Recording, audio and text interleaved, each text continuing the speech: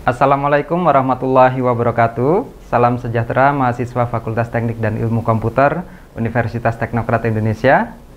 Selamat datang kembali di mata kuliah Jaringan Komputer dan Komunikasi Data dengan saya Jupriyadi dari Fakultas Teknik dan Ilmu Komputer. Pada pertemuan sebelumnya kita sudah membahas bagaimana melakukan konfigurasi dasar dari sistem operasi jaringan. Jadi kita sudah belajar bagaimana melakukan konfigurasi ketika kita membeli sebuah perangkat baru. Nah, hari ini kita lanjutkan lebih ke konsep. Hari ini kita akan membahas network protokol atau protokol jaringan. Adapun tujuannya adalah yang pertama, mahasiswa bisa menjelaskan kenapa atau mengapa sebuah protokol itu dibutuhkan dalam komunikasi. Kemudian yang kedua, mahasiswa dapat menjelaskan tujuan utama dari mengapa harus mengikuti protokol. Yang ketiga, mahasiswa bisa menjelaskan peran dari organisasi standar di dalam menentukan atau membangun sebuah protokol. Dan yang terakhir adalah menjelaskan bagaimana peran dari TCP/IP dan OSI model di dalam memfasilitasi komunikasi jaringan.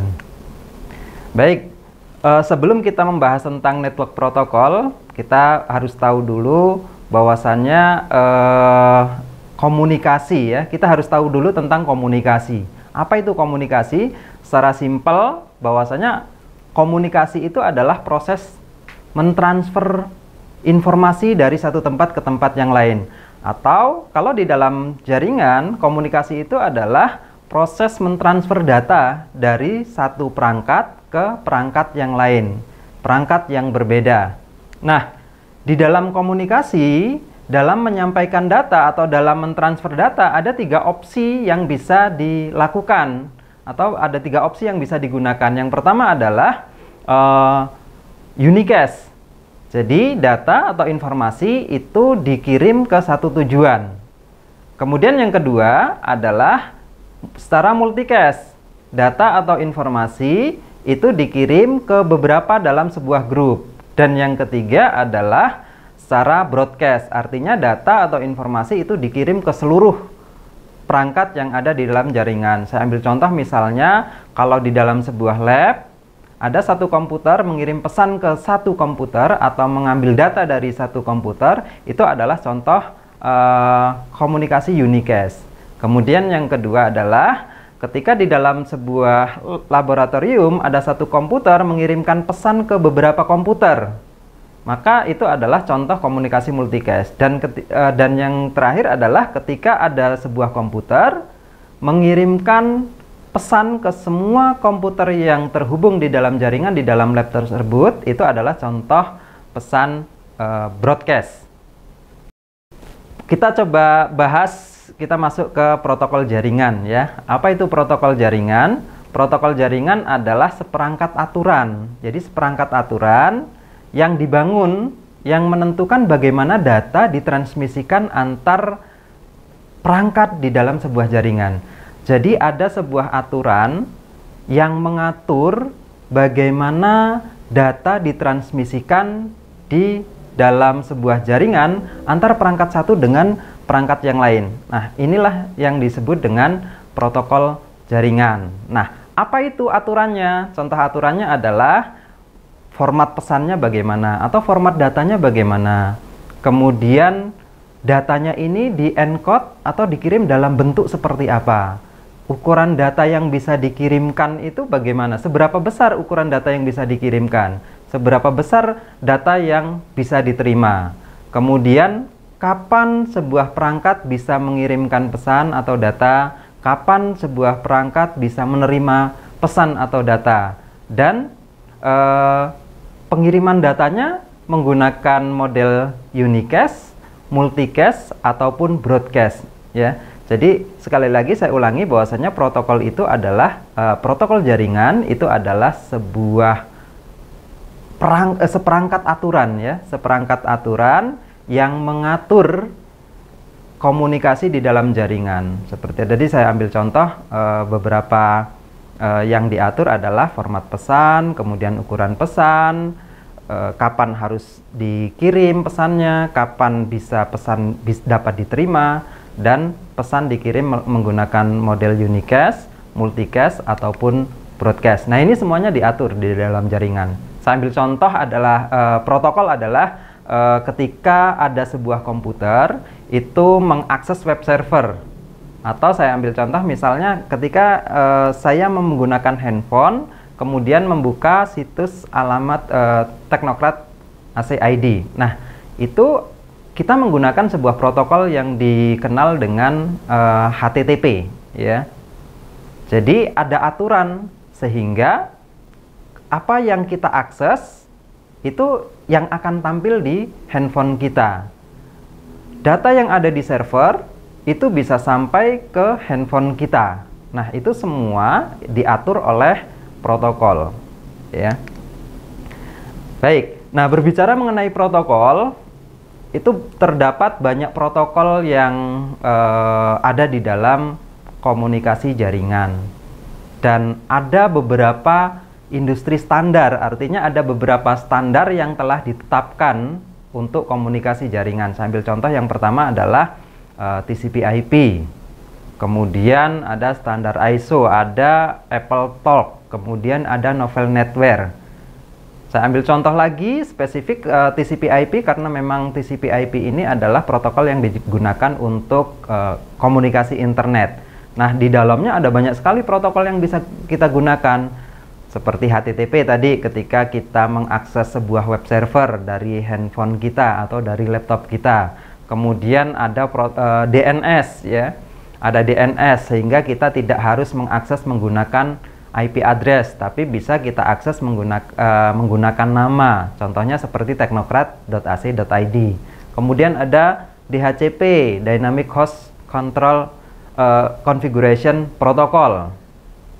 Jadi bisa melakukan konfigurasi IP secara otomatis. Kemudian ada protokol FTP, File Transfer Protocol, untuk mengambil file, ya, atau data dari server, dan protokol yang lain, ya. Jadi protokol itu tidak hanya satu tapi ada banyak dan ada beberapa standar. Baik, kita lanjutkan. Tadi saya sampaikan ada organisasi standar. Jadi organisasi standar perannya apa? Jadi organisasi ini menentukan standar dan menetapkan kebijakan terkait dengan jaringan komputer. Saya ambil contoh misalnya ada organisasi EIA, kemudian ada IANA, ada IETF, ada IEEE, ICANN, TIA, dan seterusnya, ya. Untuk IANA misalnya, ini organisasi yang fokus mengurusi tentang IP address, ya, mengeluarkan standar tentang IP address, domain name, kemudian nomor port, dan seterusnya. Jadi IP address yang kita gunakan di dalam internet itu ada yang mengatur. Tidak semua IP address bisa kita gunakan sembarangan, ya. Oleh sebab itu, kalau kita lihat di sebuah website itu ada statistik pengunjung, ada fitur statistik pengunjung, dan dari situ bisa terlihat bahwasannya pengunjungnya berasal dari mana saja. Misalnya dari Indonesia sekian pengunjung, kemudian ada dari Amerika sekian pengunjung. Bagaimana bisa tahu? Karena memang sudah diatur. Jadi ada organisasi yang mengatur bahwasanya IP sekian itu dipakai di Indonesia, kemudian IP sekian itu dipakai di Amerika, IP sekian itu dipakai di Jepang, dan seterusnya, sehingga bisa terlihat, ya. Bisa terlihat statistik pengunjung yang ada. Nah, kemudian contoh organisasi standar yang lain adalah kabel, ya. Jadi kabel itu tidak sembarangan, ya. Harus mengikuti standar. Kalau tidak mengikuti standar, ya tidak bisa digunakan untuk komunikasi jaringan. Nah, standarnya misalnya TIA, ya, itu 568B, ya, standar untuk urutan warna kabel. Jadi untuk membuat kabel jaringan itu ada standar urutan warnanya. Nah, itu ada organisasi standar yang telah membuatnya. Nah, Kemudian di dalam protokol jaringan, ya, di dalam protokol jaringan ada model referensi yang digunakan. Jadi ketika membuat protokol ada model yang diacu sehingga protokol yang dibuat itu bisa digunakan untuk semua perangkat. Jadi kalau kita tidak mengacu ke model yang ada atau ke standar yang ada, maka kita tidak bisa atau protokol tersebut tidak bisa digunakan di semua perangkat. Nah, kenapa semua perangkat itu bisa saling terhubung? Misalnya perangkat yang berbeda vendor tetap bisa saling berkomunikasi. Saya ambil contoh misalnya perangkat Cisco itu bisa berkomunikasi dengan perangkat Mikrotik. Karena memang perangkat yang dibuat itu mengikuti standar yang sudah ditetapkan. Protokol yang ada itu mengikuti standar yang sudah ditetapkan dan mengacu kepada model yang ada. Nah, ini ada dua model di dalam membuat sebuah protokol. Yang pertama adalah OSI model dan yang kedua adalah TCP/IP model. Jadi model ini membagi rule itu berdasarkan layer, ya. Jadi lapisan, ada lapisan-lapisan. Kalau OSI model itu terdiri dari 7 lapisan. Kemudian kalau TCP/IP model itu terdiri dari 4 lapisan. OSI model lapisan yang pertama itu adalah lapisan physical, kemudian yang kedua data link, ketiga network, keempat transport, kelima session, keenam presentation, dan lapisan ketujuh atau lapisan paling atas itu adalah application. Nah, kalau TCP/IP model itu ada 4 lapisan, mulai dari lapisan yang paling bawah atau lapisan pertama itu network access, lapisan kedua internet, lapisan ketiga transport, dan lapisan keempat adalah application.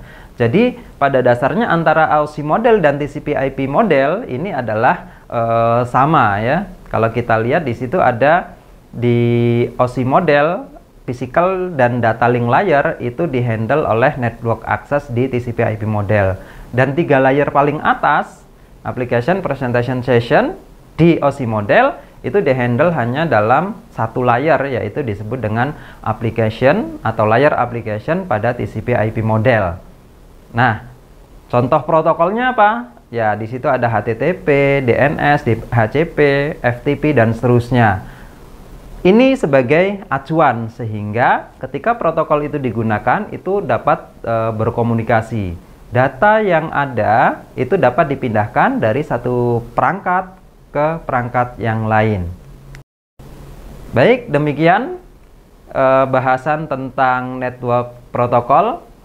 Saya simpulkan, saya rangkum kembali bahwasannya network protokol itu adalah seperangkat aturan yang mengatur di dalam jaringan sehingga data dapat dikirimkan dari satu perangkat ke perangkat yang lain, ya. Data yang diterima itu bisa utuh, bisa sempurna, data yang dikirim sesuai dengan data yang dikirim. Sampai berjumpa lagi pada pertemuan berikutnya. Semangat belajar, dan saya akhiri. Assalamualaikum warahmatullahi wabarakatuh.